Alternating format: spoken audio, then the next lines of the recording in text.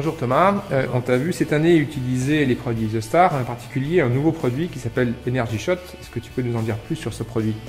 C'est vrai que cette année, j'ai utilisé l'Energy Shot sur les courses à format rapide, on va dire, autour des 6 heures de course, parce que c'est quelque chose qui augmente ma vigilance sur les fins de course. À partir de 3 heures de course où on a un petit peu un baisse de régime, ça vraiment augmente vraiment le rendement. Ouais.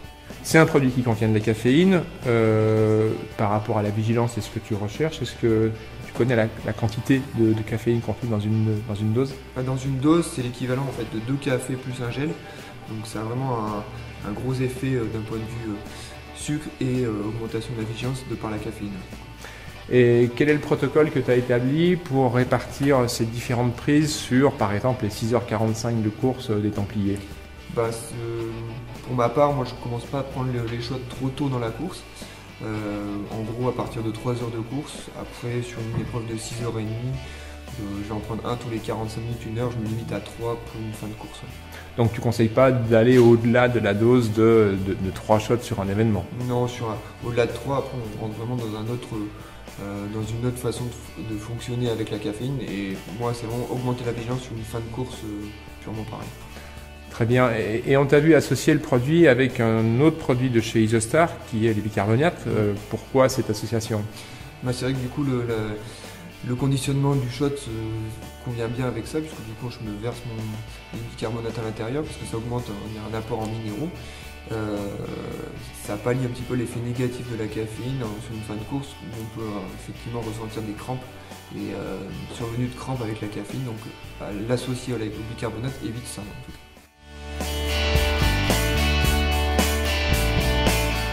Tu utilises les produits IsoStar. Par rapport aux boissons en poudre et par rapport au gel, comment établis-tu ton protocole de nutrition? En fait, je vais avoir deux moments en fait, dans la course.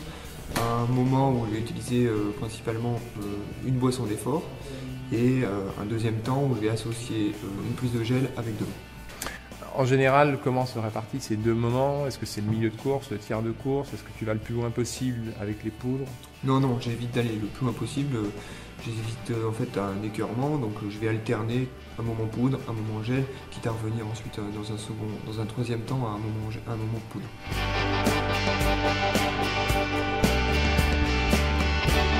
On t'a vu cette année utiliser sur les Templiers en particulier un gel IsoStar qui n'avait pas de marquage, les sticks étaient blancs. Peux-tu nous en dire plus sur ce produit? Non, effectivement, il était blanc parce qu'il est en phase de développement chez IsoStar. Il avait été commercialisé cette année. C'est en fait l'Energy Booster Cranberry Grenadine qui a la particularité d'avoir une consistance totalement liquide. Et pourquoi ce gel plus liquide que les autres t'intéresse-t-il vraiment en course? C'est vrai qu'à l'effort, on est vraiment concentré sur notre effort musculaire et l'avantage d'un gel liquide, c'est qu'il n'y a aucun effort de mastication, ça ne laisse pas la bouche pâteuse et il y a une très bonne assimilation sans effort de digestion.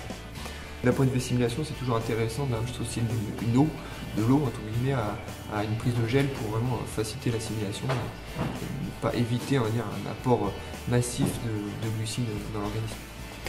Très bien, merci Thomas et bonne saison à toi. Merci.